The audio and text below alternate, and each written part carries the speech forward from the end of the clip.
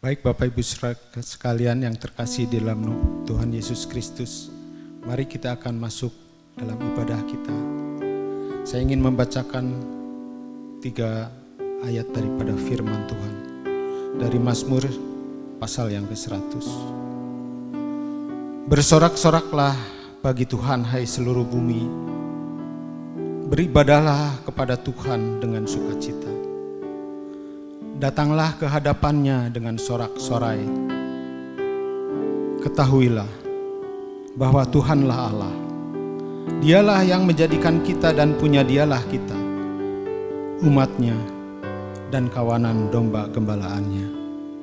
Kita angkat satu pujian, Tuhan, ku masuk ruang Maha Kudus.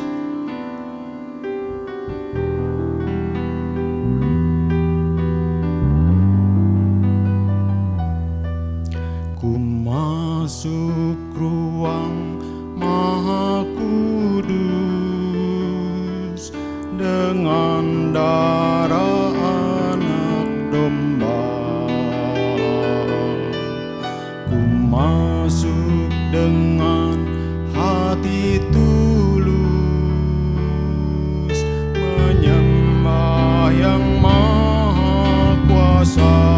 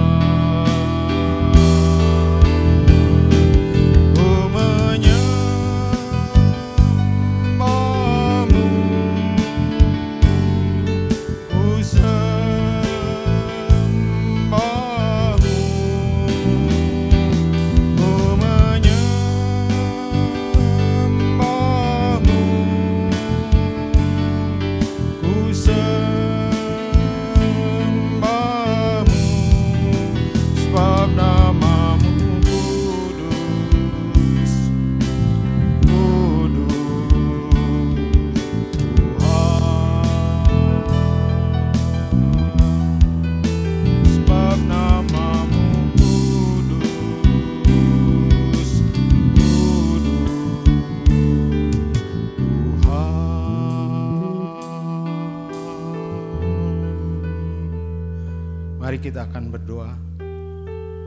Bapa Surgawi, Bapa yang penuh dengan kasih karunia, kami masuk di tempat-Mu yang kudus. Biarlah kami boleh menyembah-Mu di dalam roh dan kebenaran-Mu. Ketika kami diberi kesempatan untuk boleh beribadah kepada Tuhan pagi hari ini, biarlah mendapat damai dan sejahtera daripada Tuhan. Tuhan yang akan memimpin kami sekalian, sehingga ibadah ini boleh menyenangkan hati Tuhan. Kami mau berdoa Tuhan, bagi saudara-saudara kami, mungkin masih di dalam perjalanan. Biarlah Tuhan yang akan nolong mereka, sehingga mereka boleh bersama-sama menyembah-Mu ya Bapa, di dalam roh dan kebenaran-Mu, meninggikan nama-Mu dan memuliakan nama-Mu. Biarlah hanya Engkau saja yang kami sembah. Terima kasih ya Bapa. Kami mau menyerahkan ibadah ini selanjutnya ke dalam tangan kasih Tuhan. Biarlah berkat boleh menyertai kami sekalian. Karena di dalam nama Tuhan kami Yesus Kristus, kami sudah berdoa. Amin. Baik saudara-saudara sekalian, kita akan melanjutkan ibadah kita dengan membuka satu pujian dari SNP nomor 640.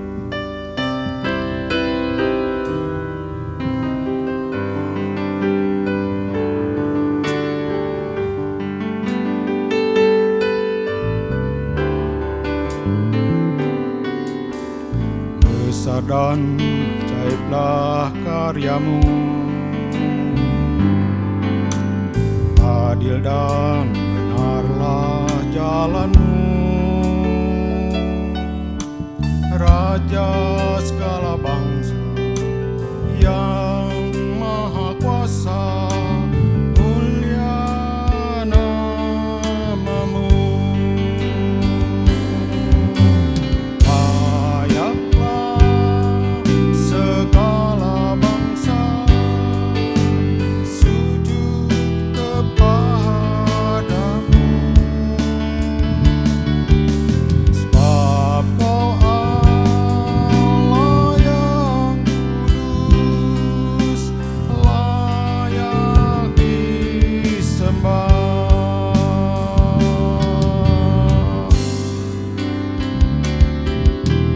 Besar dan ajaiblah karyamu, adil dan benarlah jalanmu, Raja segala bangsa yang maha kuasa, mulia namamu.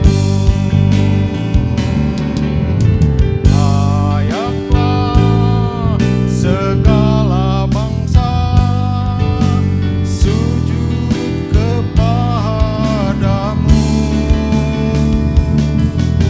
sebab Kau Allah yang kudus, layak disembah. Layaklah segala bangsa sujud kepadamu,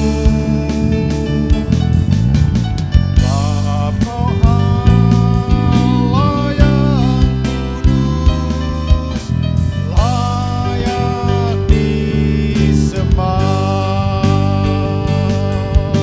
Sebab Kau Allah yang kudus, layak disembah.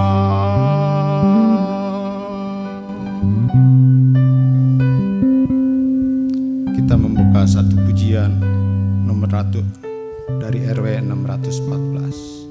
Kau yang terindah. Setelah itu kita akan masuk di dalam doa syafaat.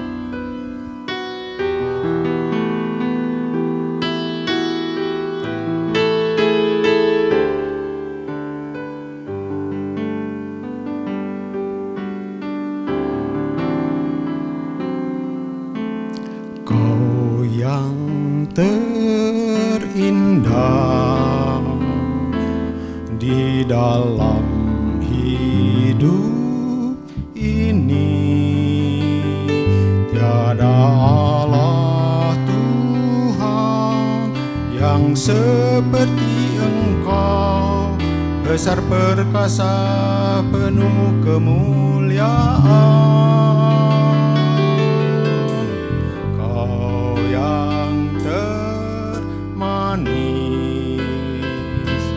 di dalam hidup ini, ku cinta Kau lebih dari segalanya, besar kasih setiamu kepadaku. Ku sembah Kau ya Allahku, ku tinggikan namamu selalu, tiada lutut tak bertelut menyembah Yesus Tuhan Raja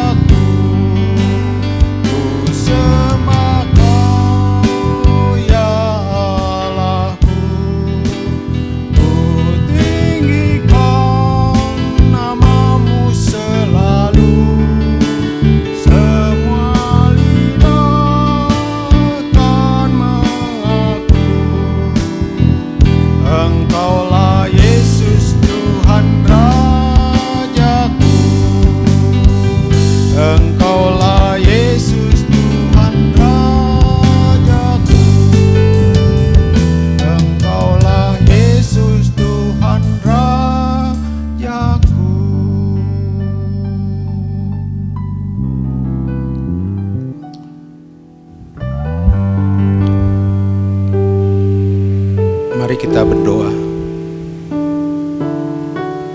Ya Tuhan, ya Allah Bapa kami, Allah yang bertahta di dalam surga, Allah yang maha suci, Allah yang maha kudus. Kami mau bersyukur ya Bapa sebagai jemaat-Mu di tempat ini. Oleh karena kasih setiamu yang begitu luas, tidak terukur kasih setia Tuhan bagi kami sekalian. Oleh sebab itu ya Bapa, biarlah kami datang dengan segala ucapan syukur kami karena kebesaran-Mu, karena kuasa-Mu, keajaiban-Mu ya Bapa. Kami boleh menikmati Tuhan akan segala janji-janji Tuhan di dalam kehidupan kami. Kami boleh selalu dilindungi oleh Tuhan, disertai oleh Tuhan, dan Tuhan selalu membuka jalan bagi setiap persoalan hidup kami. Kami bersama-sama jemaat-Mu di tempat ini ya Bapa, mau datang kepada Tuhan untuk mohon pertolongan Tuhan. Biarlah di masa-masa sulit seperti ini, kami boleh tetap setia kepada Tuhan, karena Engkau setia kepada kami. Bahkan Engkau sudah rela berkorban bagi kami ketika kami masih ada di dalam dosa. Tuhan, biarlah Engkau akan mendengar setiap doa jemaat-Mu ya Bapa, pergumulan di dalam kehidupan sehari-hari. Kami mau menyerahkan ya Bapa, biarlah Tuhan yang akan memimpin sehingga perjalanan hidup jemaat-Mu boleh dilalui ya Bapa bersama-sama dengan Engkau. Dan kami terus berdoa ya Bapa bagi pekerjaan Tuhan di tempat ini. Biarlah Tuhan yang akan menolong pemberitaan Injil yang terus dilakukan oleh jemaat-Mu di tempat ini. Kami mau berdoa Tuhan, menyokong di dalam doa. Biarlah orang-orang yang menyelenggarakan dan diutus untuk memberitakan Injil, biarlah Tuhan menyertai mereka, memberkati mereka, memberikan semangat kepada mereka bahwa Tuhan adalah Allah yang hidup, Tuhan yang selalu menyertai hidup. Terima kasih Bapa, dan kami tak lupa mau berdoa ya Bapa untuk bangsa dan negara kami, Indonesia, khususnya di dalam menghadapi pandemi COVID-19 ini ya Bapa. Ada banyak kesulitan, namun Tuhan, kami hanya percaya kepada Engkau saja. Engkau yang akan terus memimpin sehingga bangsa ini boleh melalui masalah yang berat ini.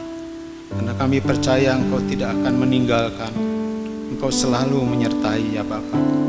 Kami berdoa bagi Bapak Presiden beserta kabinetnya, biarlah juga Tuhan memberi kekuatan, hikmat daripada Tuhan, sehingga boleh memimpin bangsa ini untuk mengatasi, untuk melalui COVID-19 ini. Kami ingin menyerahkan para medis, dokter, perawat, semua yang ada di garda paling depan. Biarlah Tuhan yang akan menyertai mereka, Tuhan mengawali mereka, menjaga mereka, supaya mereka juga terhindar daripada COVID-19 ini. Kami menyerahkan setiap anggota gereja ya Bapa yang terdampak akan COVID-19 ini. Biarlah Tuhan yang akan melindungi, Tuhan yang akan menolong, membuka jalan bagi setiap pekerjaan, bagi setiap usaha. Biarlah Tuhan yang akan tuntun sehingga kami boleh mengatasi ini, dan gereja-Mu boleh menjadi saluran berkat bagi orang-orang yang terdampak ini. Terima kasih Bapa Surgawi. Kami mau menyerahkan setiap persoalan jemaat-Mu ini ke dalam tangan kasih Tuhan. Terima kasih Bapa, inilah doa dan permohonan kami. Tuhan mengampuni akan setiap dosa dan kesalahan kami. Karena di dalam nama Tuhan kami Yesus Kristus, kami persembahkan doa ini. Amin. Baik Bapak Ibu Saudara sekalian, kita akan mempersiapkan hati kita sebelum kita mendengarkan firman Tuhan. Kusiapkan hatiku Tuhan.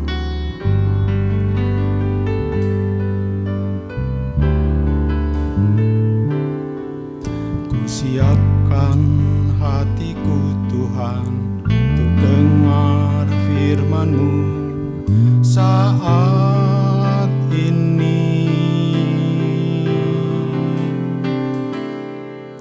Ku sujud menyembah-Mu Tuhan dalam hadirat-Mu saat ini. Curahkan urapan-Mu Tuhan bagi jemaat-Mu saat ini. Ku siapkan hatiku Tuhan untuk dengar firman-Mu.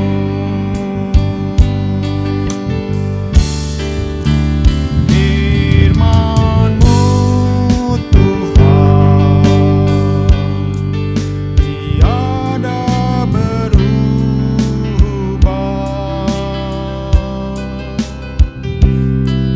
Dahulu, sekarang, selama-lamanya tiada berubah. Firman-Mu Tuhan menolong hidupku. Ku siapkan hatiku Tuhan untuk dengar firman-Mu. Firman-Mu Tuhan tiada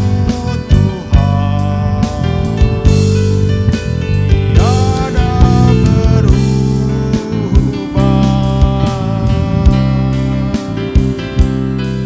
Dahulu, sekarang, selama-lamanya tiada berubah. Firman-Mu Tuhan menolong hidupku. Ku siapkan hatiku Tuhan untuk dengar firman-Mu. Ku siapkan hatiku Tuhan untuk dengar firman-Mu. Ku siapkan hatiku Tuhan untuk dengar firman-Mu.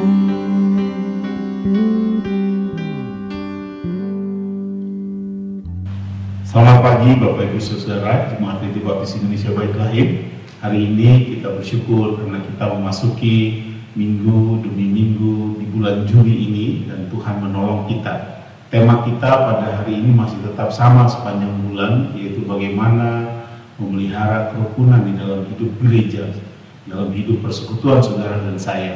Hari ini saya tidak berada di kota Bandung, saya ada di kota Batu, Malang, Jawa Timur untuk keperluan tugas dari Yayasan Rumah Sakit Baptis Indonesia melakukan pengawasan di ketiga atau keempat rumah sakit.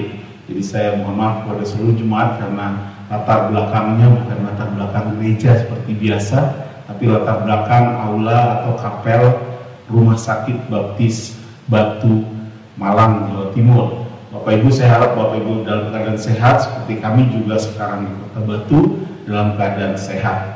Bapak Ibu Saudara yang dikasihi Tuhan, mari kita sebelum mendengarkan firman Tuhan bagaimana merawat dan memelihara persekutuan gereja saudara dan saya, mari kita berdoa. Bapa di surga, kami berdoa supaya apa yang kami dengar dari firman-Mu bertumbuh dalam hidup kami, berbuah untuk persekutuan jemaat-Mu. Dalam nama Tuhan Yesus kami berdoa. Haleluya. Amin.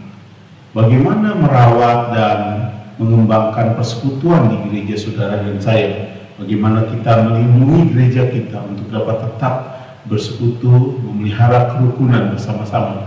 Kalau beberapa waktu lalu saya menyampaikan dari Mazmur 133, bagaimana kerukunan itu digambarkan dan dijelaskan. Dan hari ini saya juga menyampaikan satu tema tentang bagaimana kita merawat persekutuan kita bersama-sama. Dengarkanlah Efesus 4 ayat 3 ini. Berusahalah sungguh-sungguh untuk hidup dengan damai supaya kesatuan yang diciptakan oleh Roh Allah tetap terpelihara. Berusahalah sungguh-sungguh untuk hidup dengan damai supaya kesatuan yang diciptakan oleh Roh Allah tetap terpelihara. Menjaga kesatuan gereja saudara merupakan tugas saudara, tugas saya juga. Kesatuan di dalam gereja begitu penting sehingga Perjanjian Baru memberikan begitu banyak perhatian. Bukan saja memberi banyak perhatian tentang surga dan neraka, tapi Perjanjian Baru juga memberi banyak perhatian tentang bagaimana hidup persekutuan saudara dan saya dibangun. Bapak Ibu yang dikasihi Tuhan, paling tidak saya ingin mengajak kita memikirkan beberapa hal yang penting ini. Hal pertama yang penting yang harus kita perhatikan bersama-sama adalah bagaimana saudara dan saya memfokuskan diri pada persamaan-persamaan dan bukan pada perbedaan-perbedaan. Oke, mari kita memfokuskan diri kita pada apa yang sama. Saudara, Roma 14 ayat yang ke-19 berkata begini, sebab itu marilah kita mengejar apa yang mendatangkan damai sejahtera, dan yang berguna untuk saling membangun. Marilah kita mengejar. Kata mengejar ini menolong kita, berarti saudara dan saya harus berfokus pada sesuatu yang sangat penting dan amat penting, yaitu bagaimana kita memelihara damai sejahtera di antara kita, damai sejahtera yang konstruktif, yang positif, damai sejahtera yang mengakibatkan saudara dan saya terbangun. Nah, Bapak Ibu yang dikasihi Tuhan, bagian ini menolong kita. Kita harus ingat bahwa Allah memilih dan mendidik hidup saudara dengan satu kepribadian yang luar biasa. Kepribadian yang berbeda, latar belakang pendidikan yang berbeda, kemampuan-kemampuan yang berbeda, status sosial yang berbeda, ras dan bangsa yang berbeda. Tapi perbedaan-perbedaan itu tidak harus membuat saudara dan saya makin jauh satu sama lain. Perbedaan-perbedaan itu harus memperkuat persatuan. Allah adalah Allah yang hebat sekali. Dia menciptakan satu taman dengan berbagai macam aneka warna bunga. Dan keanekaragaman itulah adalah keanekaragaman yang mempersatukan hidup saudara dan saya. Kalau saudara dan saya bisa mengupayakan persatuan di dalam kepelbagian kita, persatuan itu akan indah. Seperti khotbah yang lalu, bahwa persatuan itu diumpamakan sebagai minyak yang menghidupkan dan embun yang menyegarkan kehidupan itu. Bapak Ibu, saudara dan saya, mari kita memelihara persamaan-persamaan di antara kita. Jangan hanya memelihara perbedaan-perbedaan di antara kita. Saudara, yang kedua, mari kita juga memiliki sikap yang lebih realistis. Mari kita memiliki sikap yang realistis dalam membangun persekutuan-persekutuan saudara dan saya. Anda dan saya menemukan apa yang Allah maksudkan dalam persekutuan yang sejati, bahwa kita satu Tuhan, satu iman, satu baptisan, satu roh. Karena itu saudara dan saya harus juga memikirkan hal yang lebih realistis dalam persekutuan itu. Saudara dan saya tinggal dalam kenyataan di mana tanpa memperjuangkan hal-hal, dengan memperjuangkan hal-hal yang ideal, saudara, kadang-kadang kita ingin semua hal ideal. Tapi untuk mencapai sesuatu yang ideal itu tidak terlalu mudah, kan? Coba dengarkan bagian ini. Bersabarlah kamu satu akan yang lain. Berilah kelonggaran bila ada kesalahan satu akan yang lain karena kasihmu. Kata Rasul Paulus kepada jemaat di Roma begitu. Bersabarlah satu dengan yang lain.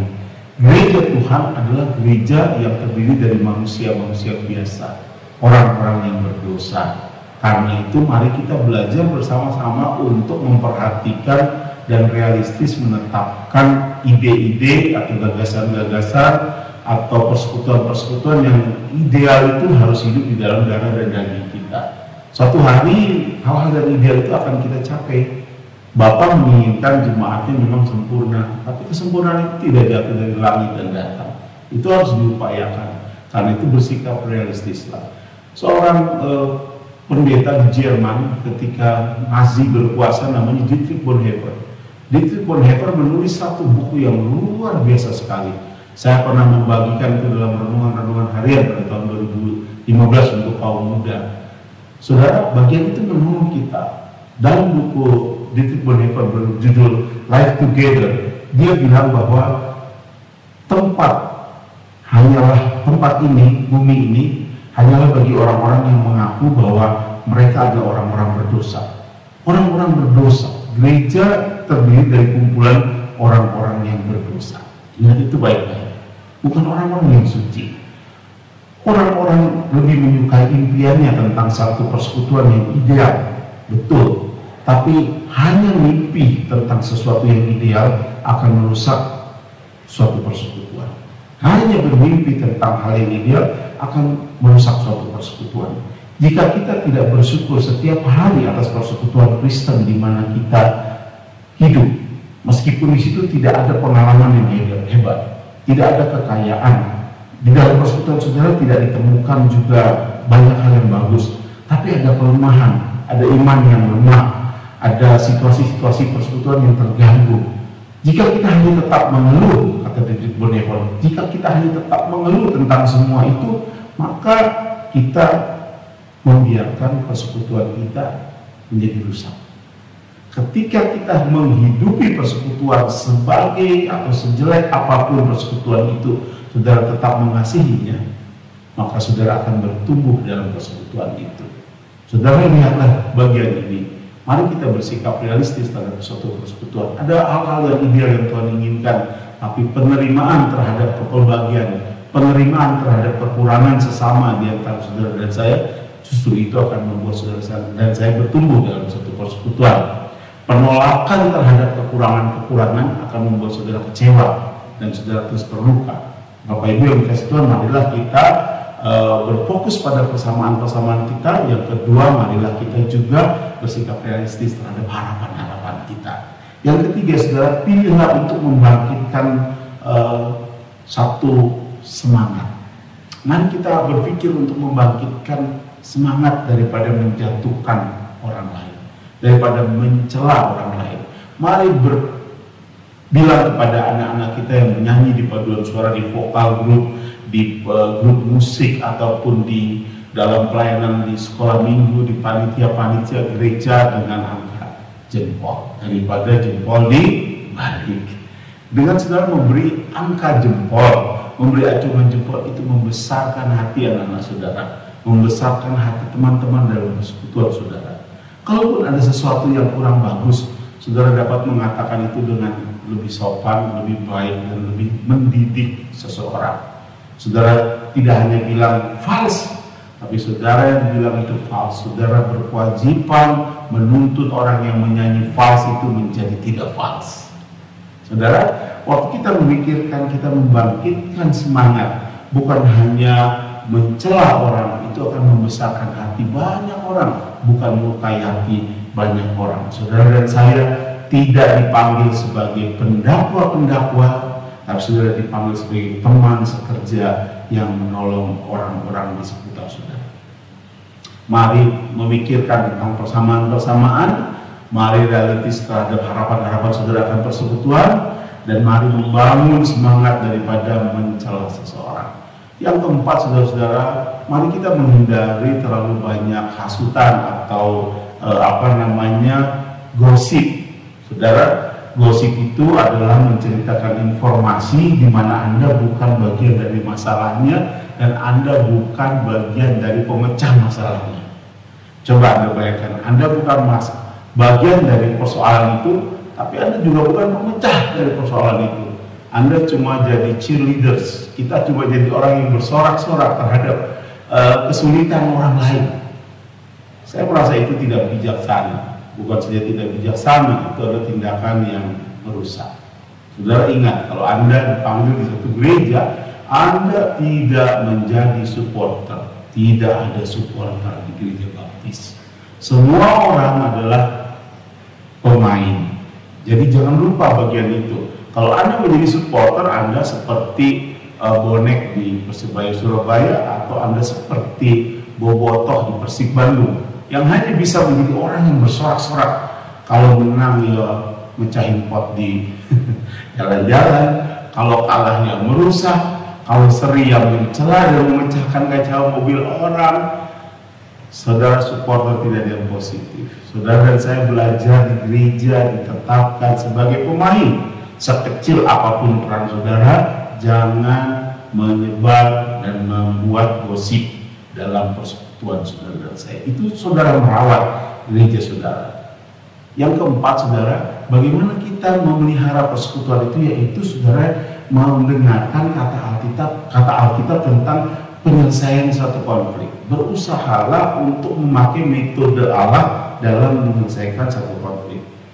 Ada gitu metode Tuhan untuk menyelesaikan satu konflik? Oh ya, Matius 18, Yesus bilang begini, apabila saudaramu berbuat dosa, tegurlah dia di bawah 4 mata. Jika dia mendengarkan nasihatmu, engkau telah mendapatnya kembali. Jika ia tidak mendengarkan engkau, bawalah seorang atau 2 orang lagi, supaya atas keterangan 2 atau 3 orang saksi perkara itu dapat diselesaikan. Jika ia tidak mau mendengarkan mereka, sampaikan soalnya kepada jemaat. Saudara memperhatikan, jika ada saudara punya persoalan, jangan ajak orang ketiga dulu, atau jangan disampaikan persoalan saudara kepada orang lain. Sampaikanlah persoalan itu kepada orang yang membuat persoalan. Artinya Anda berdua harus bertemu 4 mata. Ketika pertemuan 4 mata saudara berhasil, puji Tuhan. Tapi jika tidak berhasil, panggillah penatua jemaat atau gembala sidang saudara, atau orang yang saudara percaya untuk menjadi saksi dan memediasi saudara. Dan seterusnya seperti itu Tuhan Yesus katakan. Kalau tidak, bawa kelompok yang lebih besar. Penyelesaian konflik dengan cara Allah ini akan menolong kita menghadapi, memelihara persekutuan-persekutuan kita. Saudara, mari kita belajar bersama-sama bagian ini. Bagian yang terakhir, saudara, adalah bagaimana saudara memelihara persekutuan saudara dengan dukunglah pemimpin-pemimpin di gereja. Amin, saudara ya. Saudara mendukung pemimpin-pemimpin di gerejamu. Memang saudara disuruh oleh Tuhan untuk mendukung para pemimpin di gerejamu, ya gembala, ya pendeta, ya diakon. Oh iya, Alkitab bilang begini, Ibrani 13 ayat 17, taatilah pemimpin-pemimpinmu dan tunduklah kepada mereka, sebab mereka berjaga-jaga atas jiwamu sebagai orang-orang yang harus bertanggung jawab atasnya. Dan dengan jalan itu mereka akan melakukannya dengan gembira, bukan dengan keluh kesah, sebab hal itu tidak akan membawa keuntungan bagimu. Saudara perhatikan bagian ini, berjaga. Mereka itu pemimpin-pemimpin saudara, dikatakan mereka berjaga-jaga atas jiwa saudara. Mereka adalah orang-orang yang dipilih Allah secara khusus. Mereka berjaga-jaga atas jiwamu sebagai orang-orang yang bertanggung jawab atas jiwamu. Saudara, seorang hamba Tuhan, seorang pendeta, seorang pelayan mendoakan saudara, mendoakan orang yang menyukai saudara maupun orang yang tidak menyukai saudara. Mereka mendoakan untuk kesejahteraan seluruh jemaat. Di hadapan Tuhan mereka menaikkan syafaat seperti Abraham membela Sodom dan Gomora di hadapan Tuhan. Mereka menolong saudara di dalam persoalan-persoalan hidup saudara. Ketika saudara mengalami persoalan-persoalan apapun, mereka ada bersama-sama saudara. Saudara harus juga mendukung hamba-hamba Tuhan di mana saudara bergabung sebagai jemaatnya. Jadi mari kita pikirkan bagian ini baik-baik. Saudara dan saya dipanggil oleh Tuhan untuk berfokus kepada persamaan-persamaan. Saudara dan saya dipanggil Tuhan untuk berealistis terhadap harapan-harapan saudara tentang persekutuan. Itu bagian yang kedua. Bagian yang ketiga, saudara dipanggil oleh Tuhan untuk memberikan semangat, bukan untuk menjatuhkan orang lain. Saudara dipanggil oleh Tuhan untuk juga memberikan kepada banyak orang, jangan bergosip. Dan jangan menjadi orang yang menyebar gosip. Dan bagian yang terakhir, saudara dipanggil oleh Tuhan untuk menyelesaikan konflik dengan cara Tuhan. Dan sebagai penutup tadi saya sampaikan, saudara juga harus mendukung para hamba Tuhan yang melayani di gereja saudara demi firman Tuhan. Ibrani 13 ayat yang ke-17 tadi dengan jelas mengajarkan kepada kita, mari kita menjadikan hamba-hamba Tuhan itu kawan sekerja saudara yang didukung dan ditolong dalam semua pekerjaan, dalam semua hidup saudara, karena mereka berjaga-jaga atas jiwa saudara. Mari kita memelihara persekutuan gereja kita dengan berfokus pada persamaan, dengan realistis melihat semua perbedaan-perbedaan di antara kita, menyesuaikan diri dengan tidak menghakimi orang tetapi memberi semangat kepada orang. Kita tidak menyebarkan gosip, menyelesaikan setiap konflik dengan cara Allah, di mana 4 mata dan sampai memanggil seorang hamba Tuhan jika konflik tidak dapat diselesaikan. Dan mari saudara dan saya juga mendukung hamba-hamba Tuhan yang melayani bersama-sama saudara di gereja. Mari kita berdoa. Bapa di surga, kami berdoa memohon Allah Roh Kudus memimpin kami supaya kami mengerti sebagian firman yang kami dengar. Dalam nama Tuhan Yesus kami berdoa. Haleluya. Amin. Angkatlah salibmu tegak, sabdanya padaku, telah ku korbankan segalanya, serahkanlah hidupku,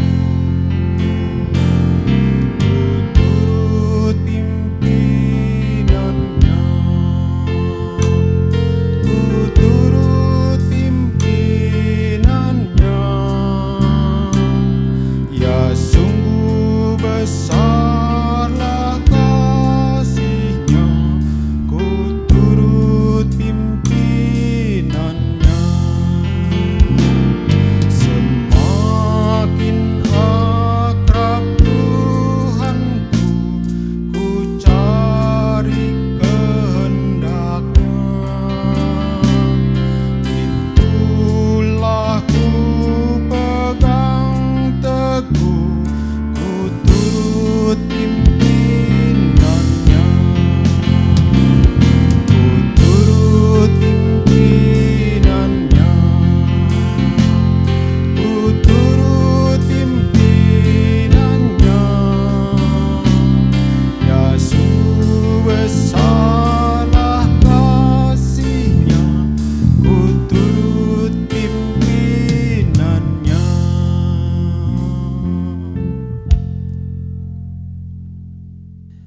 Mari kita tunduk kepala bersama-sama.